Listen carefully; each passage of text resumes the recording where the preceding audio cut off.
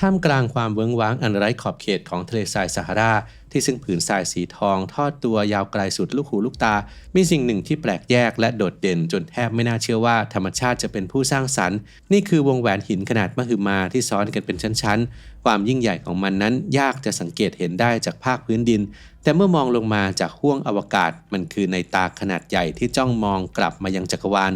ตลอดหลายทศวรรษที่ผ่านมาสถานที่แห่งนี้ได้จุดชนวนสงครามความคิดระหว่างความเชื่อเรื่องอารยธรรมที่สาบสูญกับความจริงทางธรณีวิทยาที่ซับซ้อนคลิปนี้เราจะพาทุกคนไปไขปริศนาเบื้องหลังวงแหวนขนาดมหึมานี้ว่าแท้จริงแล้วมันคือซากปรักหักพังของนครในตำนานหรือเป็นเพียงร่องรอยแห่งการเวลาที่โลกบรรจงสร้างขึ้นกันแน่ครับสมองของเรามีน้ำหนักเพียงแค่ประมาณ 2% ของร่างกายแต่กลับใช้พลังงานมากถึง 20% ต่อวันแสดงให้เห็นว่าสมองคืออวัยวะที่ต้องทำงานหนักอยู่ตลอดเวลาการดูแลสมองจึงเป็นสิ่งสำคัญที่ไม่ควรมองข้าม Clarity Omega 3 Norway Daily น้ำมันปลาบริสุทธิ์ระดับพรีเมียมที่คิดค้นสูตรและผลิตจากประเทศนอร์เวย์ถือเป็นอีกหนึ่งทางเลือกคุณภาพเพื่อการดูแลสมองของคุณศึกษารายละเอียดและสั่งซื้อได้ที่ clarity.asia/abdul-story หรือคลิกลิงก์ใต้คลิปได้เลยครับ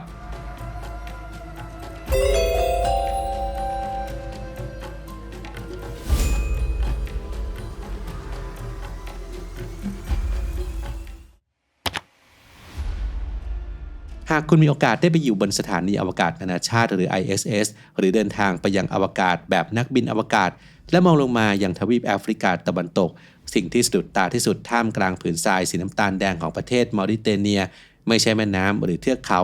แต่เป็นวงกลมปริศนาที่มีขนาดเส้นผ่าศูนย์กลางกว้างถึง 40-50 กิโลเมตรนักบินอวกาศเรียกสิ่งนี้ว่า Bull's Eye แห่งทะเลทรายแต่ชาวโลกทั่วไปรู้จักมันในนาม Richard Structure หรือดวงตาแห่งซาฮาราความสมมาตรของมันนั้นน่าทึ่งจนยากจะเชื่อว่าเกิดจากความบังเอิญวงแหวนหินหลากสีทั้งสีน้ำตาลสีทองและสีม่วงครามวางซ้อนกันเป็นชั้นๆความโดดเด่นนี้ทำให้มันกลายเป็นจุดสังเกตสำคัญหรือแลนด์มาร์คสำหรับนักบินอวกาศในการระบุพิกัดบนพื้นโลกมาตั้งแต่ยุคภารกิจอวกาศยุคแรกๆและมีภาพถ่ายจากภารกิจเจมินี 4 ของ NASA ในปี 1965 ที่ระบุว่าเป็นภาพของ Richard Structure เป็นภาพแรกแต่ภายใต้ความสวยงามในมุมมองของฟากฟ้านั้นคือความเงียบงันของที่ราบสูงอัตราที่ซึ่งลมร้อนและเม็ดทรายเป็นผู้ปกครองสถานที่แห่งนี้มาช้านานทว่าในยุคปัจจุบันนั้นความเงียบสงบนั้นกำลังถูกท้าทายด้วยเสียงอื้ออึงจากโลกออนไลน์ที่ตั้งคำถามว่า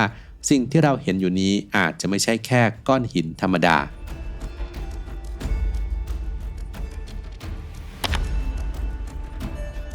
ในยุคที่ข้อมูลข่าวสารเดินทางเร็วยิ่งกว่าแสง Richard Structure ได้กลายเป็นดาวเด่นในทฤษฎีสมคบคิดที่ร้อนแรงที่สุดเรื่องหนึ่งบนโลกอินเทอร์เน็ตนั่นคือทฤษฎีที่ว่าที่นี่คือที่ตั้งของนครแอตแลนติสที่หายสาบสูญ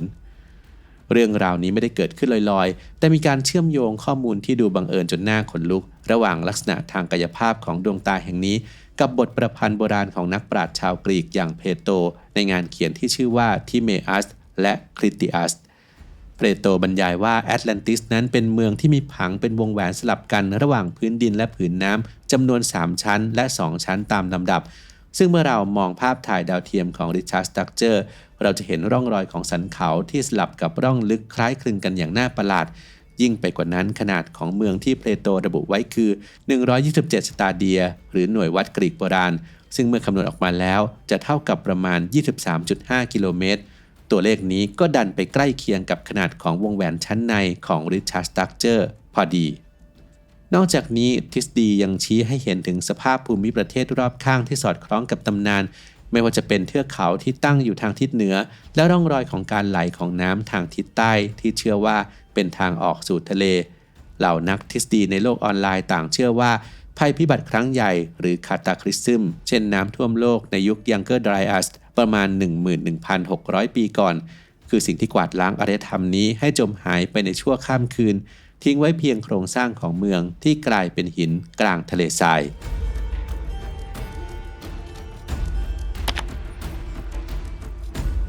ในมุมของนักธรณีวิทยาพวกเขาพบความจริงที่ลึกซึ้งและยิ่งใหญ่กว่าเมืองของมนุษย์มากนักความจริงของ Richard Structure ไม่ได้เริ่มต้นเมื่อหมื่นปีก่อนแต่ย้อนกลับไปไกลถึง100 ล้านปีในยุคครีเทเซียส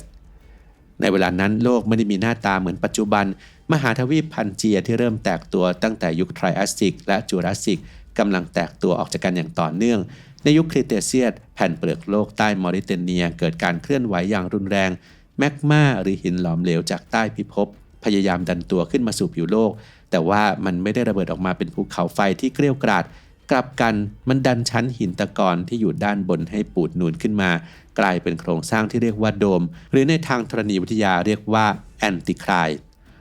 ลองนึกภาพเหมือนหัวสิวขนาดยักษ์ของโลกที่ดันตัวขึ้นมาในอดีตนักวิทยาศาสตร์เคยเข้าใจผิดว่าโครงสร้างทรงกลมสมบูรณ์แบบนี้เกิดจากอุกกาบาตพุ่งชนโลกแต่จากการสำรวจอย่างละเอียดพวกเขาไม่พบหลักฐานสำคัญอย่างช็อกควอตซ์หรือแร่ควอตซ์ที่เปลี่ยนสภาพจากแรงกระแทกมหาศาลเลยสิ่งที่พบกลับเป็นหินภูเขาไฟชนิดต่างๆเช่นไรโอไลท์แกปโบและคิมเบอร์ไลท์ซึ่งหินเหล่านี้ยืนยันชัดเจนครับว่าต้นกำเนิดของดวงตาขนาดยักษ์นี้มาจากแรงดันภายในโลกไม่ใช่ผู้มาเยือนจากฟากฟ้า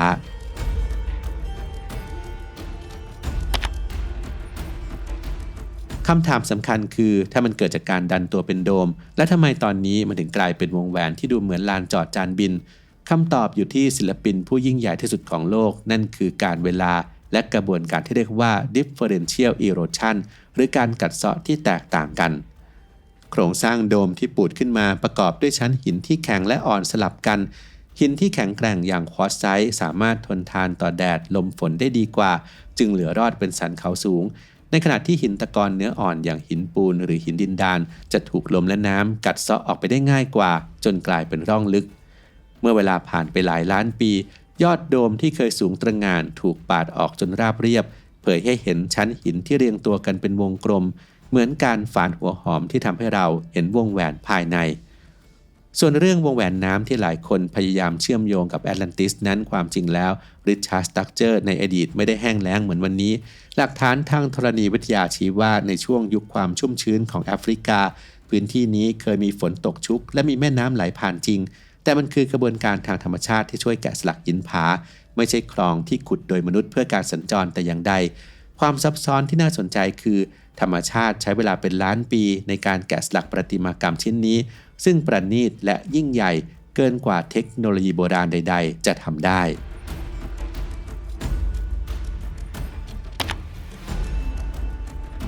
ถึงแม้ริชาร์ด สตั๊กเจอร์จะไม่ใช่นครทองคำของชาวแอตแลนติสแต่นั่นไม่ได้หมายความว่ามันปราศจากร่องรอยของมนุษย์ในความเป็นจริงพื้นที่นี้คือขุมทรัพย์ทางโบราณคดีที่เปิดเผยเรื่องราวของบรรพบุรุษเราได้ดียิ่งกว่าตำนานเสียอีกนักโบราณคดีได้ค้นพบเครื่องมือหินจำนวนมหาศาลในบริเวณวงแหวนรอบนอกเป็นเครื่องมือในยุคอาร์ชูเลียนซึ่งเป็นขวานหินแบบกำปั้นรวมถึงหัวหอกและเครื่องมือจากยุคนีโอลิธิกหรือยุคหินใหม่หลักฐานเหล่านี้บอกเราว่ามนุษย์ยุคก่อนประวัติศาสตร์ได้ใช้พื้นที่นี้เป็นแหล่งอาศัยชั่วคราวเป็นแหล่งล่าสัตว์และเป็นแหล่งวัตถุดิบในการทำเครื่องมือหินที่สำคัญมานับแสนปีแล้วพวกเขาเป็นชนเผ่าเร่ร่อนที่ใช้ชีวิตกลมกลืนกับธรรมชาติไม่ใช่นักสร้างเมืองปัจจุบันชนเผ่าพื้นเมืองในท้องถิ่นใกล้เคียงกับเมืองวาดานยังคงใช้ชีวิตและเดินทางผ่านพื้นที่นี้โดยมองว่ามันเป็นเพียงลักษณะภูมิประเทศหนึ่งไม่ใช่เมืองลับแลที่ต้องคำสาปการยอมรับว่าริชาร์ด สตั๊กเจอร์เป็นเพียงหินอาจทำให้ผู้ที่ศรัทธาในแอตแลนติสต้องผิดหวังแต่หากเรามองให้ลึกลงไปเราจะพบคุณค่าที่แท้จริงครับว่าที่แห่งนี้คือห้องสมุดทางธรณีวิทยาที่เก็บบันทึกประวัติศาสตร์โลกไว้ยาวนานกว่า100 ล้านปีมันคือพยานของการแยกตัวของทวีปการเปลี่ยนแปลงของสภาพภูมิอากาศและวิวัฒนาการของสิ่งมีชีวิตจนได้รับการยกย่องจากสหภาพวิทยาศาสตร์ธรณีวิทยานานาชาติหรือ IUTS ให้เป็นหนึ่งในแหล่งมรดกทางธรณีวิทยาที่สำคัญที่สุดแห่งหนึ่งของโลกและนี่คือเรื่องราวของดวงตาซาฮาราที่เก็บเงื่อนงำความจริงเอาไว้ถึง100 ล้านปีครับ